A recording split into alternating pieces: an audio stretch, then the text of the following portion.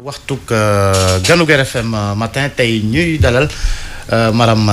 Kairé njiital association sénégalaise pour la promotion de l'astronomie madame Kairé ñu ngi lay dalal jàmm di la nuyu. jërëjëf Georges ñoo ngi leen di gërëm ci invitation bi di leen fay. Mohamed Alim Ba la fas yéene àndal ci waxtaan wi di ko ci nuyu li sabab invitation bi moo di tey la ñuy commencé séntu weer wi ngir li nga xamante ne moo di kooruk ren gii nii weer wi dana génn teyam. loolu dafa nekk laaj boo xam ne tontu bi xëy na li ciy gën a yomb. mooy ñaan ñëpp génn séentoondoo ko comme li nga wax ne tey la ñuy séentu. donc lii gën a am solo rek mooy ñu génn séentoondoo ko. ñun noonu la ñu nar a def incha allah bu 19h jotee. ci corniche bi foofu séentu ko bu neexee yàlla. waaye ci xaral yi nga xamante ne ak ci xam-xam wu nga xamante ne am ngeen ko ci wàllu gëstu. jamono ji fan la féetewoo. waaw boobu moom xam naa mooy gën a neex a tontu. ñun li ñu xam ci wàllu weer bi ci koor gi ñuy tàmbali. mooy communiqué bi ñu def dañ ko tënk ci ñetti tomb. bi ci jiitu mooy wax ne que weer bi juddoom tey la. maanaam ci guddi gi à 2h du matin 2h31 la weer bi juddu. loolu mooy li nga xamante ne àdduna yi bépp bokk nañ ko scientifique yëpp dañ ci ànd defe naa ñëpp ñuy jëfandikoo lu jëm ci information yooyu d'accord nañ ci dafa nekk loo xam ne ñëpp ko bokk donc weer bi juddu na 2h31 du matin. léegi bu jant bi di soow tey fii ñu nekk ci Sénégal day topp ci ginnaaw jant bi ñaar fukki simili ak juróom-ñeent maanaam 29 minutes. la weer bi di topp ci ginnaawam jant bi dina soow 19h23. 19h52 weer bi soo donc bu ñuy séentu weer ci diir boobu lay doon ndax ni jant bi ñëpp d'accord ne dafay sow 19h23 te doo toog ba 11h ci guddi ne weer bi jant bi génnaat na noonu la weer bi di soowee tam 19h52 donc loolu mooy li ñu mën a joxe comme information ci bésu tey bi léegi nag li am mooy weer bi dina sew boo xamante ne ñun ci li ñu xam ndax lépp lu jëm ci wàllu gis muy bët ak yeneen instrument lu mu mën ci doon bu ci nekk dafa am fu mu yem li mu mën a gis ci wàllu gis weer bi day sew boo xamante ne boo jëlee téeméeri fànn yi benn bi xaajam sax matul 0,46% moo ciy feeñ. buy sow 0,46% boobu nag ñun ci li ñu xam mooy foog mu mat 1% pour bët mën ko gis ndax bët dafa am fu mu yem tey boo jëloon pièce su 100 francs teg ko à 1 kilomètre sa bët mënu ko gis waaye am na ay jumtukaay yoo xam ne boo ko jëfandikoo war nga ko mën a gis donc fi bët yam tey bu jant bi soowee weer bi topp ci ginnaawam day sew boo xamante ne il faut nga yor jumtukaay yu am doole yu raw sax ñun télescope yi ñuy jëfandikoo pour nga mën ko gis ñun loolu la ñu xam ci wàllu science ci wàllu astronomie. bu doon bët mën na ko gis dinañ leen ne tey dina topp ci ginnaawam ñaar fukki minutes ak juróom-ñeent te bët dina ko mën a gis waaye tey foofu la toll donc il faut nga yor jumtukaay yooyu pour mën ko gis réew yi ko mën a gis te mu yomb ci àdduna bi côté Amérique lay doon foofu lay mujjee feeñ avant ñoom seen bés di jeex foofu dinañ ko mën a gis te duñu utiliser jumtukaay léegi nag ci bésu tey bi loolu la ëllëg bu neexee yàlla ci mardi bi weer bi dina nekk ci asamaan si waxtu ak fukki minutes ak juróom donc day nekk 1h15 ci asamaan si 1h15 yooyu nag dina tax boo ko gisee da nga naan weeru ñaari fan la tey yàgg ci asamaan si li ko waral mooy xam nga weer bu juddu tey ci guddi 2h du matin nga séentu ko ci ngoon gi mu sew boo xam ne mënuloo ko gis boo ci xaaraatee ba ci ëllëg sa day def benn fan ak 15 minutes yi topp ci ginnaaw donc day nekk weeru 1h15 ci asamaan si 8h38 lay doog a tëdd jant bi dina sow 19h23 weer bi nekk ci asamaan si ba 8h38 muy doog a tëdd donc loolu moo nekk ñaari xibaar yi ñu mën a joxe. conséquence Marème Kairé jarul ñu seen ko tey kenn du ko gis. déet tey mooy bésu séentu xam nga Sénégal dañu ku nekk da nga yor say critères moo tax ñun bi ñuy def communiqué bi dañu ne ci àdduna bi ñi nga xamante ni ñoom nee nañ du ñu séentu. ñooñu dañu sukkandiku ci information astronomie yi ñoom ñu ne dañuy woor suba loolu kenn du ko waranteeg ñoom dañ leen koy nangul ñoom ñëpp dañu yor mbootaayu ay jullit jël seen décision ne ñoom du ñu séentu dañuy utiliser calcul bi ay Turquie yooyu si la ñu nekk France def nañ déclaration démb. ñu ne ñoom mardi. demain. xam nga kooku séentuwul waaw ki def déclaration démb ne tey la waroon séentu mu ne ñoom dañuy jël décision déjà sur la base de calcul astronomique yu mel noonu donc ku ci nekk ak critères yi ngay utiliser ñi nga xam ne dañuy sukkandiku ñoom ci juddu weer bi ak information scientifique ñoom dañuy tàmbali suba mais Sénégal dafa bokk ci ñi nga xam ne dañu ne li fi sunna bi bàyyi mooy séentu donc ñoom tey la ñaari commission yi fi gën a fës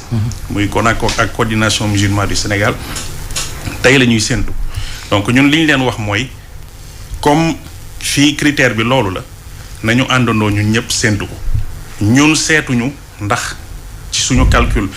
mën nañ ko gis mënuñu ko gis waaye comme ñoom dañu de dañuy séentu ñu jàppale leen ci séentu boobu noonu àndandoog ñoom ñëpp séentu bu neexee yàlla mais ñun li ñu jàpp mooy tey weer bi dina topp ci ginnaaw jant bi 29 minutes 29 minutes yooyu day sew boo xamante ne bët mënu ko gis il faut nga yor jumtukaay du tere nag loolu aussi dañ ko yàgg dund du tere nga toog ba benn waxtu nga dégg ñu ne feeñ na gox ndàngam diw gis na ko gis na ko loolu du fi jeex waaye di fàttali nit ñi ne nekkoon nañ fi ay jamono yoo xam ne dem nañ sax ba ci rajo yi am ñu woote defe naa di jéggalu di tuub ne yàgg nañ woote ci ay rajo di wax nit ñi ne gis nañu weer ak lii te fekk ne du woon dëgg loolu amoon na fi année 95 98 yooyu noonu dégg nañ ko fi du benn du ñaar donc ñun li ñu mën a wax daal mooy comme tey mooy seen bésu séentu nañu ànd ak ñoom séentu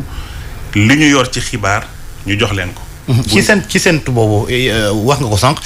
tey ci ngoon da nga nekk ca corniche ba ngir séentu weer wi ak seeni jumtukaay ndax ànd séentu boobu woo ngeen ci ñi nga xamante ne xëy na ñoo yor wàllum séentu weer ñu ñëw bokk koog yéen foofa. waaw loolu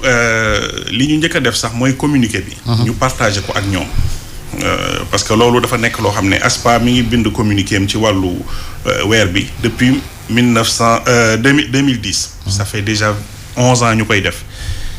daan nañ ci jokkoo ak Mourchid Iyane Thiam bi mu fi nekkee coordination musulmane du Sénégal également am naa ci kenn koo xam ne dinaay waxtaan ak moom yenn saay mën naa ko tudd muy Omar Sall daan nañu yenn saay jokkoo ci yu mel noonu communiqué bi ñu koy partagé. bii pas def nañ ko yónnee nañ ko communiqué bi li may def mooy xëj na profité ci lii pour lancer appel te buñ ci jógee dinaa leen woo ku ci nekk gën leen confirmer information bi ne que ñu ngi leen di xaar comme ñoom dañuy séentu ñun ASPA yoruñu commission du suñu rôle wax nit ñi woor leen wala wari leen waaye am nañu sañ-sañu taxaw ci corniche bi ndax foo taxaw ci àdduna bi ci ñi mën a ñiy séentu tey en tout cas ci Afrique laa mën a wax ñun ñoo ci gën a nekk zone bi nga xamante ne war nga mën a gis weer bi bu dee feeñ na wala nga war ko mën a ñàkk a gis bu dee feeñul mooy Pointe Afrique de l'Ouest donc fii ñu nar a taxaw incha allah mooy place bi gën pour nga mën a taxaw séentu weer bi donc ñoom comme ay commission la ñu yor ñu ngi leen di ñaan bu ñu mënul teew ñu yebal fa ndaw boo xam ne dina leen teewal foofu ci corniche bi ñu àndandoo ñu ñëpp séentu ko li ñuy bañ rek mooy séentu par procuration bi mooy ku nekk toog sa kër toog ba 21h 22h ngay woo diw Moussa ndax weer bi feeñ nag loo dégg xibaar boo ci am doo mën a vérifier ndax dëgg la wala du dëgg donc ñun nag utiliser wuñu kese jumtukaay yi bu ñu demee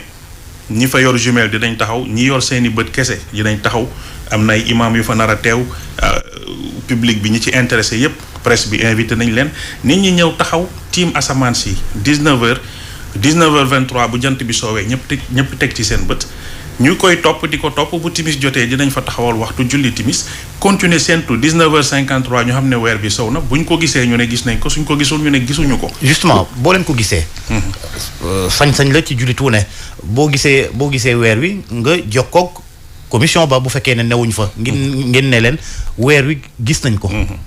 waaw loolu moom c'est lu leer la maanaam ñun taxaw nañ foofu lii du lu ñuy tàmbali. tey xëy na tey lañ ko gën a fësal sax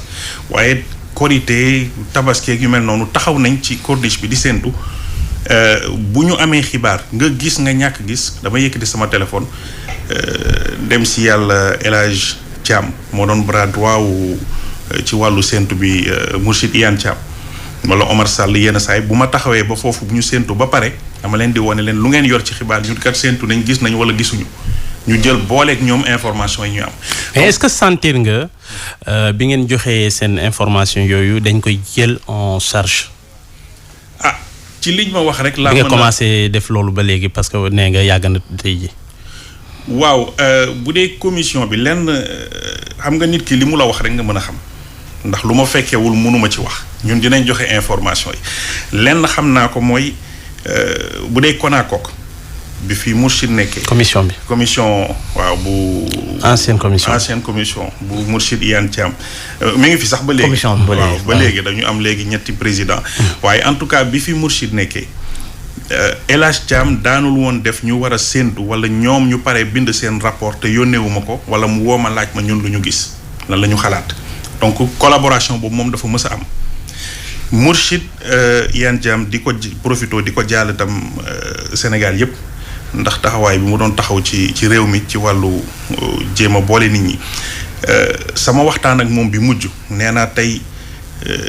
bu fi newul awma sañ-sañu di ko fësal ndax c'était une discussion privée mais lenn laa ci mën a wax boo xam ne daf ma ko wax ak insistance daf ma ne maaram mën naa la ñaan dara ma ne ko Thiam maa ngi lay déglu bu ne ma fi nga dëgg sa tànk bul ko teggi yéen a ngi wax ci xam-xam te yàlla dafa fonk xam-xam alxuraan fonk xam-xam yéen a ngi joxe ay xibaar xuloowuloo ŋaññuloo kenn xastewu leen defu leen dara lu tooñ kenn ñun nag ñu ngi lay bàyyi xel moom loolu wax na ma ko mu ne ma saay bu ñuy séentu maa ngi bàyyi xel ci seen communiqué loolu moom wax na ma ko ci gémmiñam te tey nekku fi yàlla nu ñu yàlla musal ci wax lu. madame Kaye lan moo tax dugg leen ci commission bi. parce que xëj na ñun moomuñu commission. benn. est-ce que def ngeen démarche yi. non démarche yi ñun du ñu def démarche ñëw dugg ci commission en tant que scientifique li ñu mën a joxe c'est de donner des informations xam ne ñëpp ko bokk.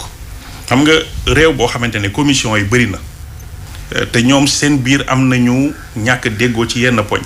ñii nee nañ dañuy séentu fépp fu ñu dégg xibaar ci sous-région bi wala ci àdduna bi doy na leen commission bi ne non ñun Sénégal kese la ñuy séentu donc xam nga yooyu tant que réglé wuñu ñoom problème yooyu ñun boo duggee ci commission bi dañ ne lu tax duggaloo ci bële te science amul fu mu far science day wax ndax yàlla kese ndax julli ci ko soxla mën ko jariñoo donc bu ñu tolloo foofu noonu ñoom bu ñu defoon démarche nañu kat saay bu ñu waree séentu soxla nañu seen ay information bu boobaa dañuy ñëw def sax réunion s'il le faut toog wan leen lépp tegtal ak yépp bu ñu soxlaat séentu bi tam ñu yónnee ay ndaw ñu ñëw taxaw jàppale leen. ci ñu def am na commission comité provisoire boo xamante ni teg nañ ko yàggul pour peut-être changer xëy na préparer luy ñëw après parce que gis nañ crise bu ndaw bi am ci ku nekk bëgg a nekk ci njiit. est-ce que lu tax profité wu leen ci peut-être yéen tamit ngeen te am seen place ci biir commission bi comme ni ko ñi bëri bëggee peut-être ngeen dugg ci science bi dugg ci moderniser ko. waaw di joxe tam benn xibaar xëj na dinañ egg ci loolu bés. mais ñun comme li may wax rek mënuñu ko imposer. ñun dañu yàgg tàllal suñu loxo képp ku soxla suñuy information ak ñu jàppale la techniquement ñu def ko. gis naa bërki démb coordination des musulmans du Sénégal mooy beneen commission bi ñoom ñu wane ne que def nañu benn formation ci astronomie loolu mu nekk lu ñuy rafetlu ndax xëy na bu ñu eggee ba ñoom ñu jël considération astronomie bay def formation ci astronomie maanaam jéego yaa ngi ñëw donc nañ ñaan yàlla mu jëm kanam léegi commission bii fi ne te mu am ñetti président ñu nekk di defaraat ci ginnaaw Mourchid Iyane Thiam ñun li ñu leen mën a wax mooy pare nañu pour jàppale leen ak nu mu mën ci doon lenn nag mooy xëy na li ñu mën a joxe comme ñun suñu avis par rapport à ça bu ñu sañoon comme nit ñi ñu koy laaj suba ngoon lu tax du ngeen dugg ci commission bi gis naa sax ñu naan lu tax du ngeen jël commission bi ñun du suñu rôle ñuy jël commission loolu dañ ko bàyyi kilifa diine yi li ñu xalaat mooy war nañu mën a taxaw xëj na kuréel boo xam ne commission bi lay doon commission nationale mais mu am comité technique ou comité scientifique à côté àdduna bi réew yépp léegi noonu la ñuy doxee comité scientifique boobu nag bu ñu waree séentu dina leen jox information loolu day permettre ñu dàq yenn erreurs yi toog weer bi juddoogul ñu ne la weer feeñ na bés nangam gis nañ ko fële fekk ne loolu du xibaar bu wër science mën na la tax nga dindi ko nga war a séentu weer bi sow 19h52 nga toog ba 23h kenn ne la maa ngi nii gis naa weer bi loolu erreur la daaw bi ñuy koor am nañu ne gis nañu weer bi ci géej la ñu nekkoon di napp xawma ci géej la ñu nekkoon bi ñuy gis weer bi 4h37 4h37 maanaam julleeguñu tàkkusaan jant bi sow timis ñoom ñu ne gis nañ weer 4h37. loolu mooy lan c'est-à-dire illusion lay doon wala dañoo bëgg wax rek solo yow. man bu ma ko tontu woon xanaa sax ma nekk jinne na ma yàlla ba loolu kañ man nit mënu ko xam sax 4h37 moom gis weer premier croissant loolu mënul ne ci biir mois lunaire bi am na ay période yoo xam ne midi mën nga gis weer 14h mën nga gis weer ainsi de suite mais day fekk weer bi juddu ba def plus d'une semaine. nga koy doog a mën a gis mais premier croissant nga gis ko 4h37 loolu àdduna bi kenn mësu ko gis. donc erreur yooyu astronomie moo leen mën a jàppale ba ñu dàq ko leneen li mooy ñun mënuñu tere yenn déclaration yi nar a am wax nañ weer bi fii lay toll nañu génn séntu ko ak ñoom indi tradition boo xam ne ñëpp ay àndandoo séntu. bañ a toog rek bërëb nangam dégg nañ na weer feeñ na ñetti nit juróomi nit gis nañ ko wala yu mel noonu boo laajtee yenn saa yi sax ci même gox bi sax nga dégg ñu ne man maa ngi foofu gisuma dara donc yooyu la ñu war a jéem a dindi ensemble dindi ko fi commission yi waxtaan seen biir dimbali jullit yi parce que dara gënul jafe Georges toog ba tey nga war a korité wala suba nga war a tabaski wala ci kii bi nit ñi di laaj fu weer bi tolloog wala lii ak la de donc war nañu mën a waxtaan seen biir fexe ba bu séentu jotee ñëpp àndandoo defandoo ko ñu utiliser information scientifique bi mu nekk loo xam ne da leen di jàppale mais li fiy sax mooy li ñu jàpp ñoom mooy séentu bi nañ leen ci jàppale ñu def ko ci ni mu waree. ci wàllu commission yooyu ba léegi sax commission bi kon akook ñetti coordonnateur la ñuy annoncé sax ay assise ci wàllum observation du croissant lunaire ngir ñëpp ànd di seentondoo weer wi assise yooyu dañ ko war a def rek yëfi commission ba wala yëfi commission yi. waaw loolu defe naa c'est l'occasion xëj na ñu yaatal bi ñëpp di laaj c'est l'occasion ñu yaatal ko ñun ci suñu wàll laajuñu dara ñun joxuñu ñu subvention l'ASPA c'est une association reconnue par l'État dans le domaine scientifique amuñu demande particulière laajuñu subvention laajuñu lu ñu fay laajuñu dara li ñuy def dañ koy def ndax yàlla donc bu ñu yaatalee ñun pare nañ pour jàppale leen ci loolu kenn yeneen commission yi il faut que ñoom ñëpp ñu dajaloo toog d'accord ci critères yi tant que ñu ngi ci réew boo xamante ne kii dafa ne man information sama réew samay frontière kese la mën a jóge ma jàpp ci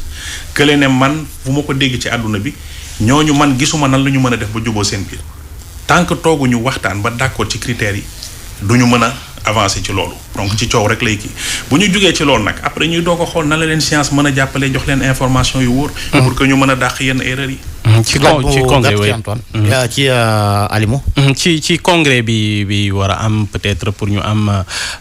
beneen commission boo xamante ni day gën a ñoŋal yëf yi que bi fi amoon ban proposition concrète ngay indi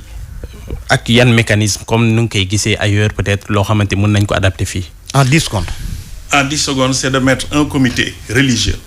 un comité scientifique, ñoom ñaar ñëpp ñu boole ko ci benn commission bi. Deuxièmement, avoir une plateforme nationale d'observateurs. fépp foo taxaw 46 départements yi ñu am Sénégal fu nekk ñu am fa équipe observateur jox leen ay jumelles jox leen information yi fi weer bi di xëyee fu muy soowee ak yooyu yëpp bu sentu jotee mu nekk une dizaine vingtaine de personnes par département. ñoom ñëpp ñu mën a regrouper les informations avec le soutien de la presse dootul amati dégg nañ fii dégg nañ fële. jërëjëf ñoom ñëpp ñooy coordonner seen ay informations. jërëjëf madame Kairé njiit